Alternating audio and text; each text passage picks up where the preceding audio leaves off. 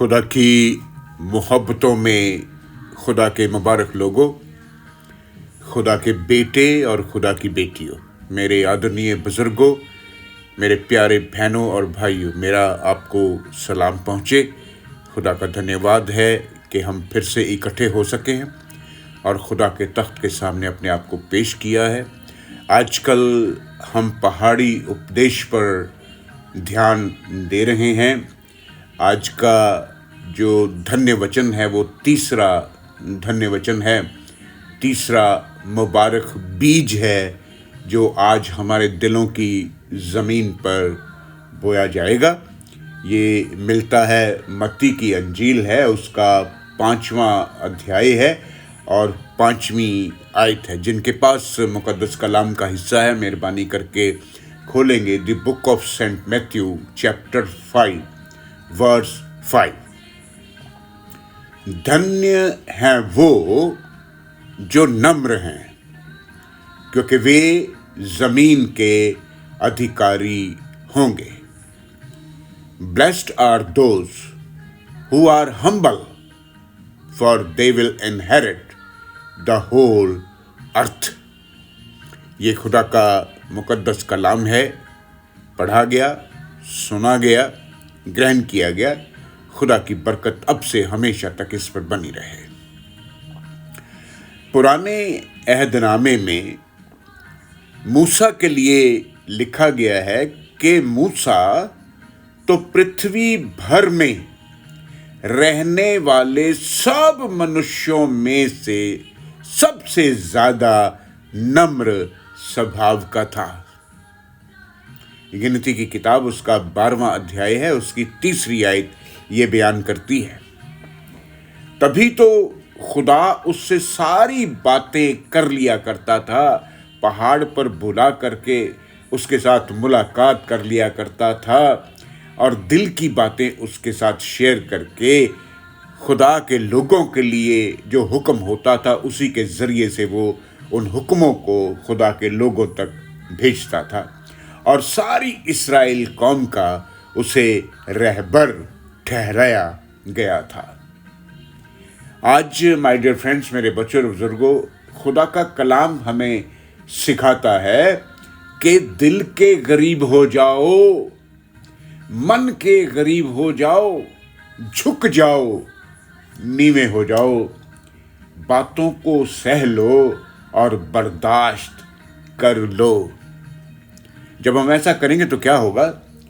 पृथ्वी के अधिकारी हो जाओगे, जमीन के मालिक हो जाओगे और जमीन की सारी सरहदें जो हैं वो आपकी हो जाएंगी।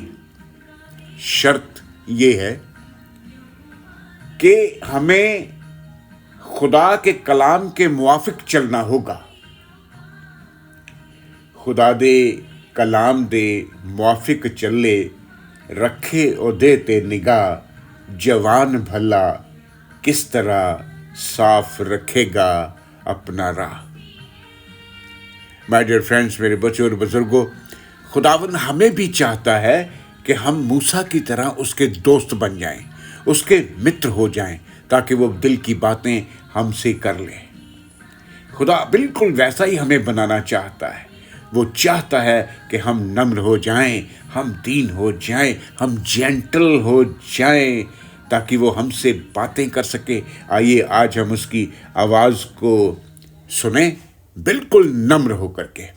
आज की आयत जो मैं आज आपके लिए छोड़ने जा रहा हूँ, ये ज़बूरों की पोथी है, उसका 37वां अध्याय है, उसकी 29वीं आयत है। खुदा का कलाम पुरजोर आवाज़ में आपसे और मुझसे कहता है कि नम्र लोग और धर्मी लोग सारी ज़मीन के वारिस होंगे और सदा सदा के लिए इस ज़मीन में बसे रहेंगे।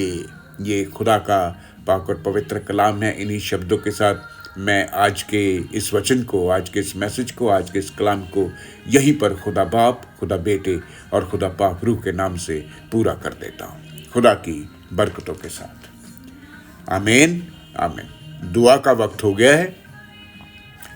अपने आप को खुदा के सामने पेश करें, अपने हाथों को जोड़ें, अपनी आंखें बंद कर लें, नीवे हो जाएं, झुक जाएं, नम्र हो जाएं और खुदा की बातों में लीन हो जाएं। खुदा के तख्त के सामने खड़े होकर के अपनी फरियाद को खुदा के सामने रखें। मुबारक खुदा, तेरा धन्यवाद है आज की इस मीठी सवेर के लिए, आज की अच्छी सुबह के लिए जो तूने हमारी ज़िंदगी के साथ जोड़ी और हमें एक और मौका दिया कि हम तेरे बच्चे बनकर, तेरे अच्छे बच्चों की तरह नम्र दिल होकर के, गरीब होकर के, दीनता के साथ तेरे आगे अपने आप को पेश करें। जब जब हम तेरे सामने झुकते हैं तब तब खुदावंद तू हमें कंधों से उठाकर अपने गले लगाता है, हमें वो सारी बरकतें अता करता है जिनकी हमें ज़रूरत रहती है। आज रोज़ की तरह आज भी मैं इन तेरे बच्चों को, बुज़ुर्गों को, बहनों भाइयों को तेरी पाक और पवित्र हजूरी में रखता। जितने सवाल इनके दिमाग में हैं प्रभु, उन सब का हल जो है वो इन्हें दे दे। इन सब की ज़रूरतों को पूरा कर, अनाज के भंडारों को इन पर नाजिल कर खुदावंद बाप, इनकी रसोइयों पर सारी बरकतें अता कर, इनकी ज़िंदगी में सारी बरकतें अता कर खुदावंद बाप, ताकि तुझ में रह करके हमेशा हमेशा तुझे धन्यवाद दे सके। आज ख़ास तौर पे प्रभु परमेश्वर मैं विनोद कुमार के लिए, जैसे रीनल की प्रॉब्लम है, रीनल सिस्ट है, खुदा बाप अपने पाक और पवित्र हाथों से छू करके उसे चंगा करो खुदा। उसकी बड़ी उम्मीद है, बहुत उम्मीद लगाए बैठा है कि खुदा इस दुआ को सुनेगा। प्रभु परमेश्वर मैं अमन के लिए प्रभु तेरे आगे सरनगू होता तो उसने उसकी सारी इल्तिजाओं को सुना है, उसे अच्छे नंबरों में पास किया है। परमेश्वर तेरा धन्यवाद, तेरा शुक्रिया। राजप्रीत सुब्राई के लिए प्रभु परमेश्वर तूने उसे बहुत सारी बरकतें दी हैं, इसी तरह अपनी बरकतों को उन पर नाजिल करते रहना ताकि ये बच्चे मिल करके तेरे शुक्रगुजार होते रहें। खुदा गगनप्रीत बच्चे की